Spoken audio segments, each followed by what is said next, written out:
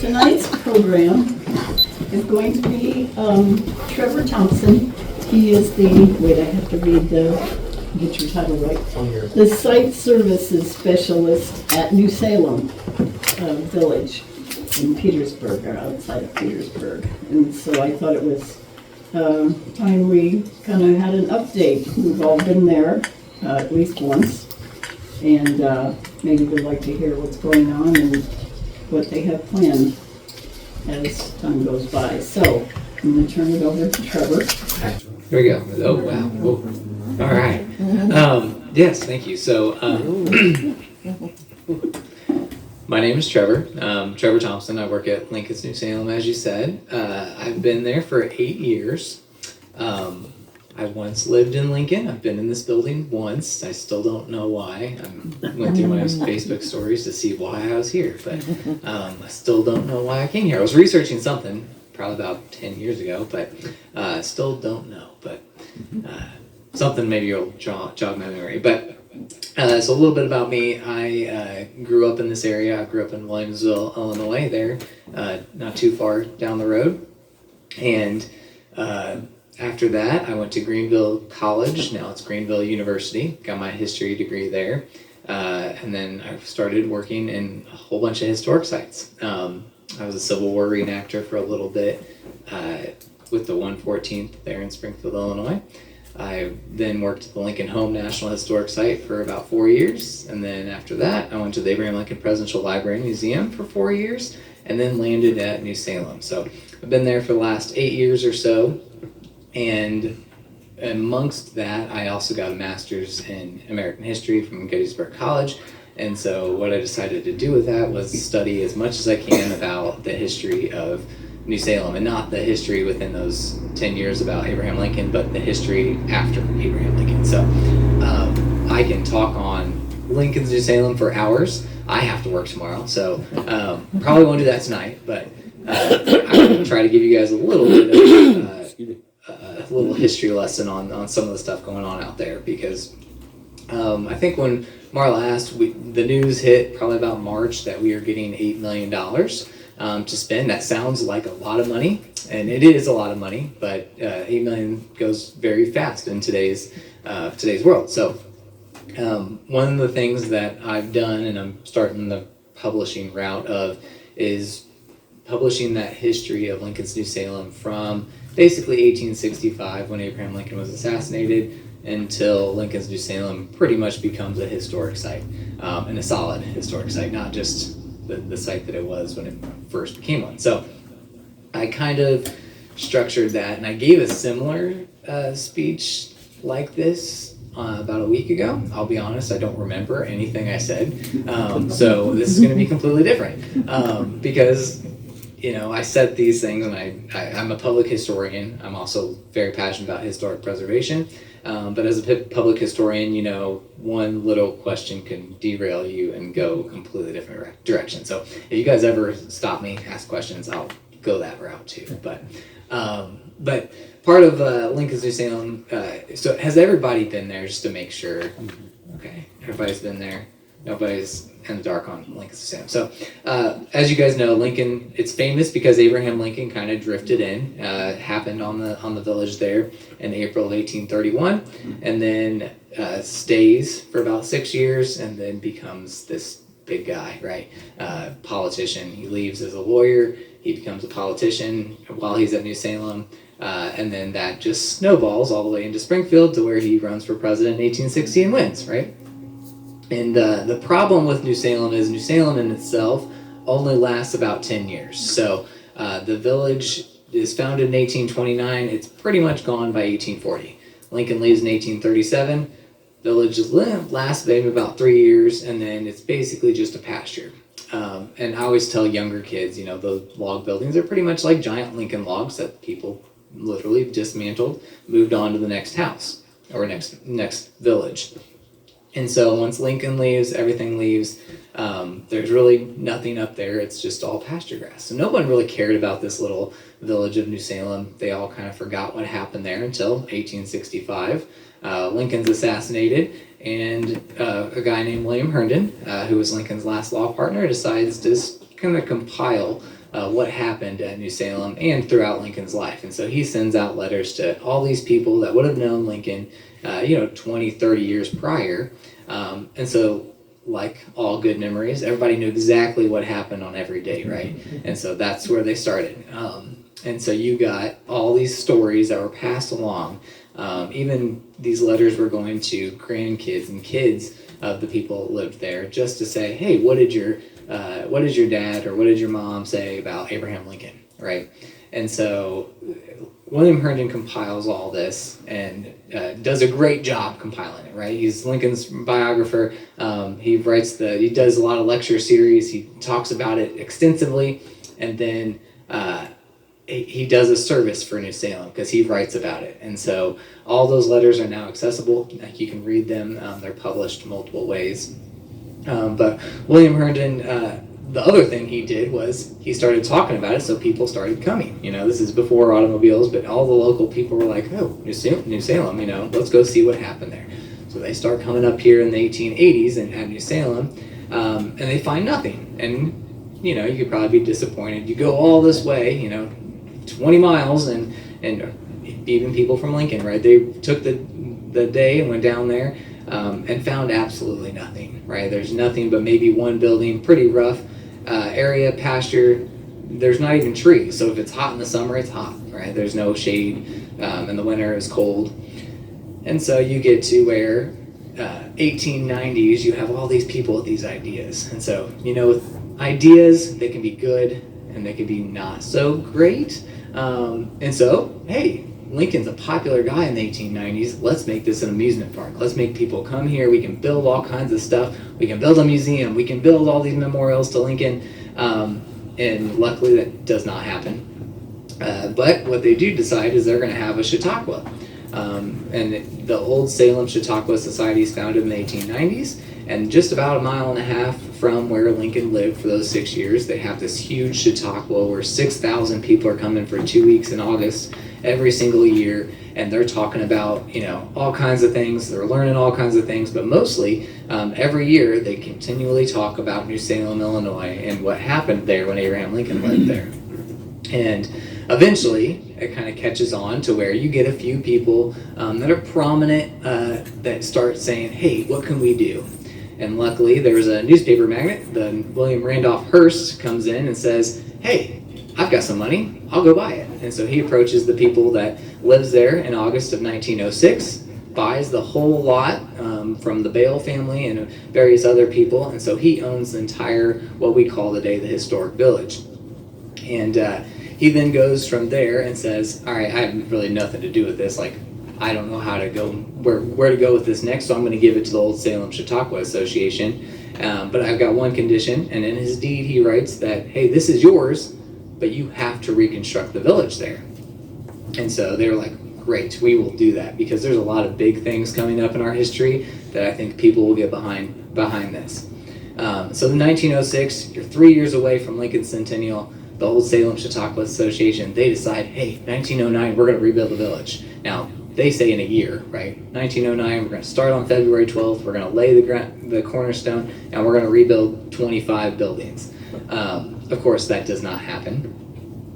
Not totally their fault. Maybe they were a little ambitious, but they also kind of got derailed because of different epidemics, pandemics that were going on in the early 1900s. And so they kind of push it off and say, oh, in a couple more years we'll do it. And then, of course, World War I happens. There's a little bit more of a downward spiral on the attendance at the Chautauqua. People are still coming, but it's not quite the numbers they were seeing in the 1890s and early 1900s.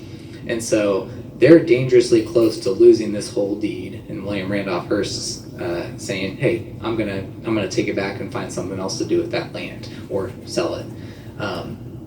And so the Old Salem Lincoln League decides, hey, we're going to come in here. They organized in 1917, and they decide, hey, we can actually rebuild the village.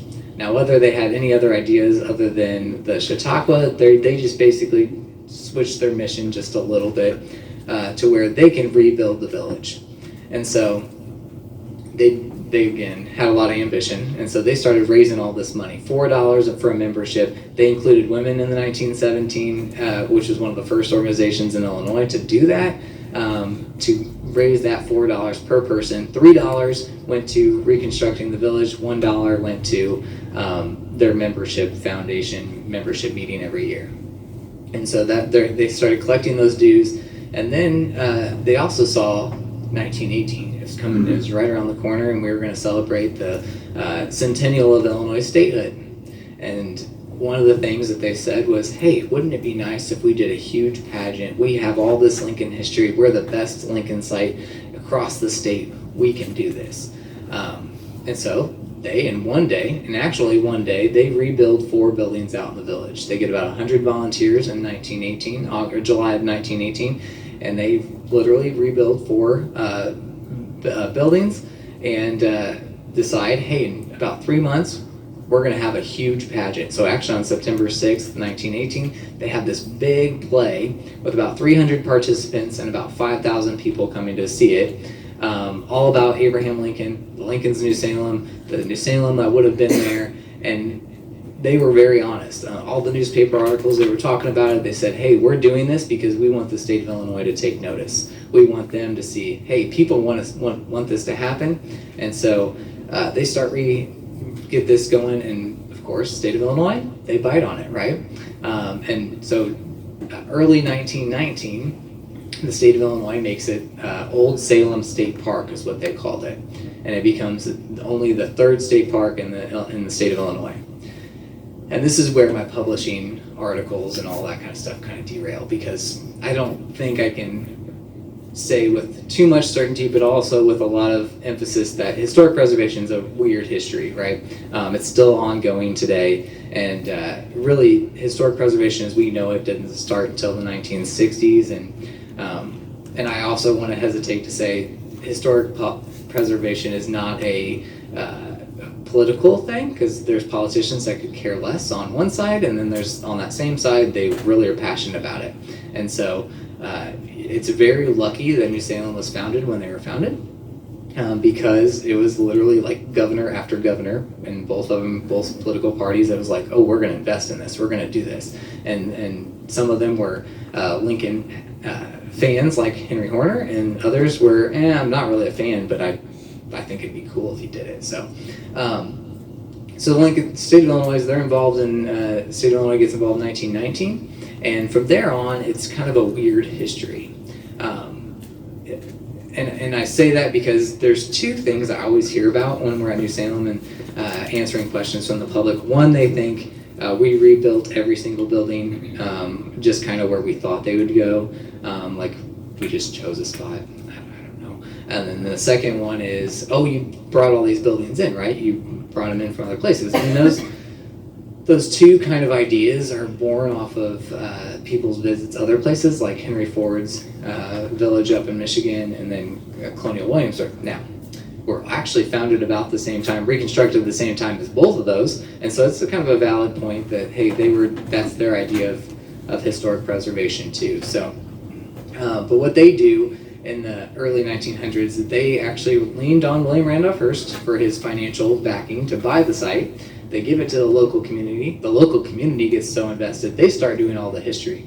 And so this Old Salem Lincoln League, even though the state of Illinois is involved, they're like, hey, don't worry, we're going to go up there and we're going to do all the history. So they started flagging every single site. They used multiple maps that were handed down from all the people, and they put flags on every little plot. They used the surveys. They tried to get it as accurate as possible. They started digging. Historic preservationists would cringe a little bit. You know, you're digging, you're not collecting anything, but you're just digging just to see where things are at and not documenting it. But they start digging all this stuff. They put those flags down, and that's how they leave it for about 10 years. There's all these flags up there now, and really no documentation, no signs, so people are still coming by the thousands to see this Old Salem Hill, and they're coming up and, oh, there's a lot of flags now. There's something going on. About that same time, the Old Salem Lincoln League, they don't stop. The state of Illinois owns it. Like a good state project, they take their time, right? They're sitting on this nice new state park. It's very much a park because it's just a piece of grass for you to come kind of have a picnic and that kind of thing. But the Old Salem Lincoln League, they decide, hey, we still have all this money left over from our funds, and so we're going to rebuild, or we're going to get one of the original buildings. Giant Lincoln logs, right? They had taken the old, the Onstott house. Henry Onstott was the town cooper. He'd actually taken his house just down the street to Petersburg. And at the time, in 1922, they were actually selling that house, at least the one next to it. And that house had actually changed his cooper shop into a garage. And so all they had to do was strip off the new stuff on there, and they had the original logs. The cool part is the Henry Onstott house is still there in Petersburg. You can't see it, but I can see it, and someday we'll buy it, maybe someday. It's rented by a family, and so my interns, we have interns every year, and I always take them pizza. And if you take them pizza, I'll give you the address, and they will let you in to see the original logs. But that house is still there and very modern. But the Cooper shop, they were like, yeah, go ahead and take it. So the old Salem Lincoln Link, they had it removed from that spot, brought up the hill, and placed kind of crudely there on the old Salem Hill. So you now had 4 buildings that the old Salem Lincoln Link rebuilt, and you had this Cooper shop. So you had something to see when you came up there. Now the Cooper shop's the only original building today, and it also is the place that, as the story goes, Lincoln went to law school, right? So Henry Onstott let Abraham Lincoln. Now this is according to Henry Onstott again. Lincoln brought his law books into the Cooper shop, kept that fire going, read those law books, and then, of course, the history. Apparently, he was a good lawyer. And so the Cooper shop was up there in the 1920s, and that's about all that happened in the 20s. You know, you have 1919, the state of Illinois gets involved, 1920s, you've got these few little things happen, and then you get to 1930, and things are changing just a little bit, at least nationally and that kind of thing. We're farther away from World War I, people are rebounding from that, and people are getting more interested on how can we get involved in this. So the state of Illinois, they decide, hey, we're gonna make our best effort, and so they hire an architect firm to come in there and start doing some of the digging out, kind of planning it out in the early 1930s.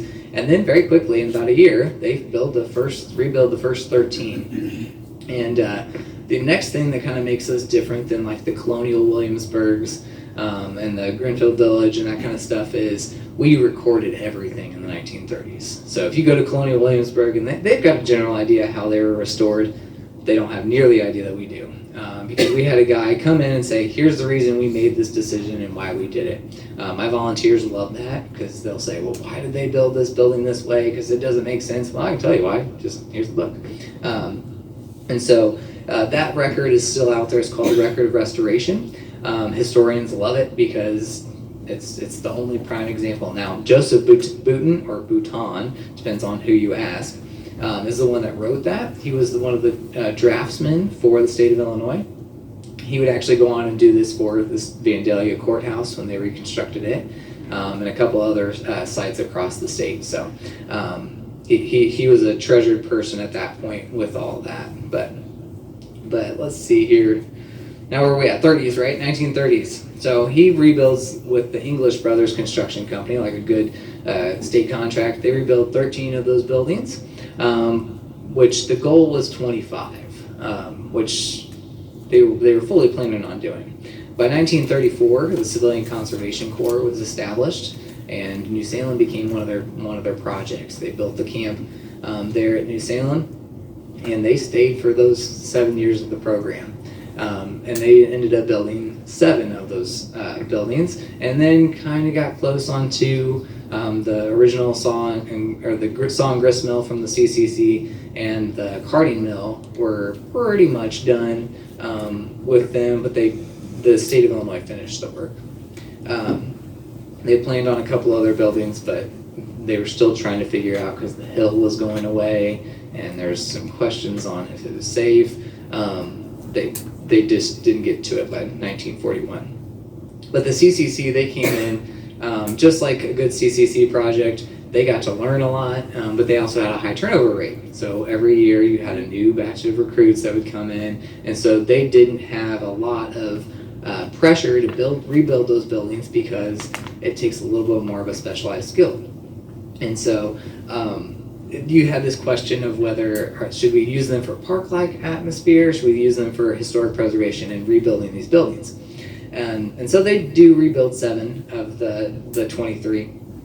But their biggest thing is they help build a campground, they build an amphitheater, they build roads, they build parking lots, they plant lots and lots of trees. And so I always point to everybody and say, you can thank them for the shade out there, because otherwise it would be a barren place. And so they do a lot of those things. They build a couple maintenance buildings. They build a superintendent's house that's still there today. And so they did all of that in about 7 years. But it really, in terms of, and this is where my historic preservation nerd comes out, because the CCC did a lot of great work, and I'm not criticizing their work, but they make it more like a park than they do a historic site. And so with all those added trails and that kind of stuff, it's a great place for local people, but it also, when you come from these faraway places and you're like, oh, you have a campground, oh, you have trails, you have a boat ramp, you have all these things, and it's like, yes, we do have all those, but the main reason you're here is Lincoln's New Salem Historic Village. And so that question of did they do a disservice or not, it has been asked and debated on many occasions. I've debated it, but in the end, what you have to think is New Salem is very much what you want it to be, right? And so, yeah, you all been to New Salem, but we have visitors or people that come every single day because they want to use it as their park. They walk through there, they use it as a campground. So they have pretty much all those atmosphere as well, and then that kind of thing. So if you're keeping track, the hands that were involved, you have a guy with a lot of money buying it, you had a local community, you have the state of Illinois, and then you have the federal government, which just spells a great experience, right, for everybody involved. I love looking at all this stuff because just like a good collaboration between the federal government, state government, and I'm a state employee, but state government and even the local community, you know there's great conversations that are happening, and sometimes they leak into the press. And so even just as simple as a flagpole would become all this big deal that makes the State Journal Register, that makes the Chicago Tribune, and they're all arguing about whether this flagpole should be there. And maybe the news was slow that day, I don't know, but I will tell you this, the flagpole's still there. So whoever side that was on, they won for the long haul there. But the local community, they are still very much invested in that site. As I'm sure a lot of you guys still are, you're interested in that place. Even in the 1930s and 40s, while the state and the federal government were doing their work, you had people doing even bigger work. Two that are notable were Fern Nance Pond and Kitty Warrensing. They went literally to everybody they knew and said, hey, do you have anything that's pretty old in your house? And asked every single person in Petersburg. They went out, there's some people from Lincoln, there's some people in neighboring towns, and said, hey, if you have anything that possibly was around in 1830, we want to take a look at it. And if you have anything that Lincoln might have touched, I definitely want to take a look at it. And so they were asking for all these things, and they collected about 3,500 artifacts from that time period. And then they had categories and all that, and they did the history and all of it. And part of it was, here's artifact A, the surveying equipment. Lincoln used this. This was Lincoln's at one point. Lincoln had this law book. Then there's other ones that were like, hey, this was a plate from the 1830s.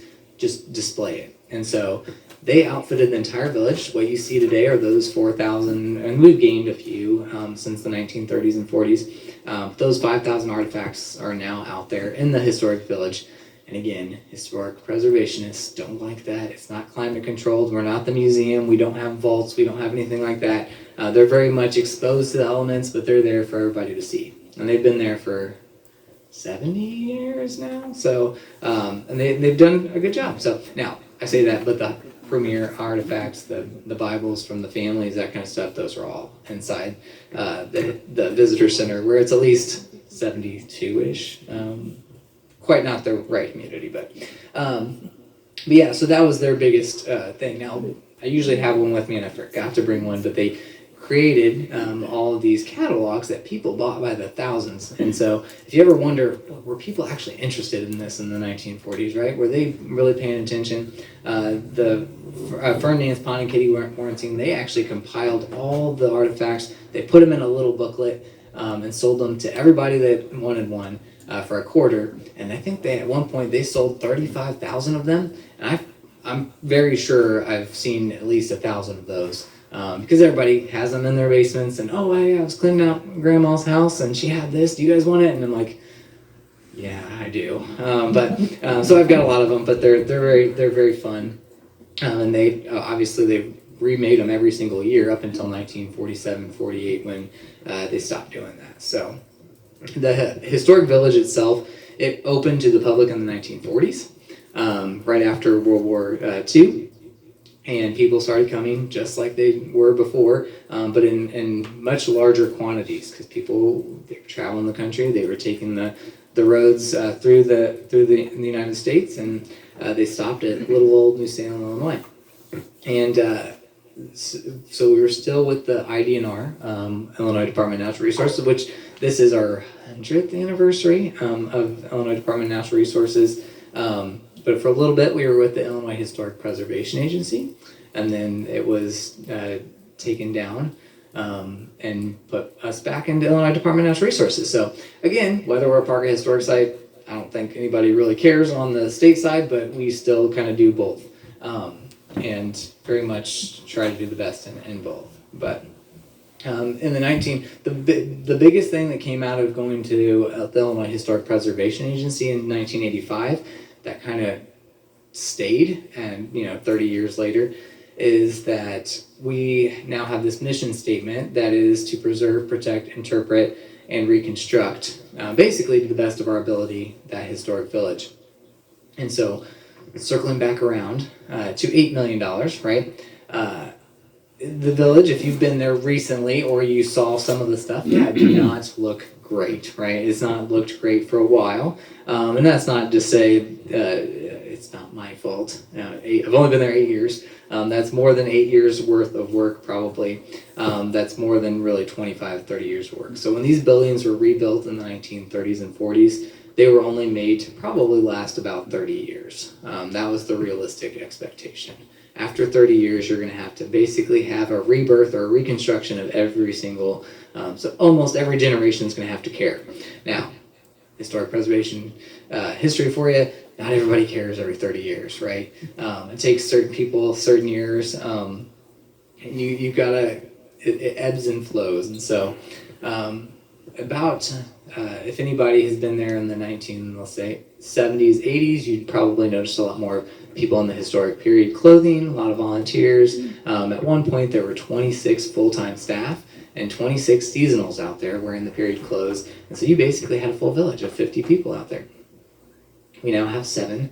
So there's your biggest difference, right? But we've built a big volunteer corps to make up some of that difference. Not all of it, but just like volunteers, they come when we have big events. And so like candlelight, if you've been there, that's when you see all 100 in their garb and all that as well. But with Historic Preservation Agency, 1980s, they started caring a little bit more.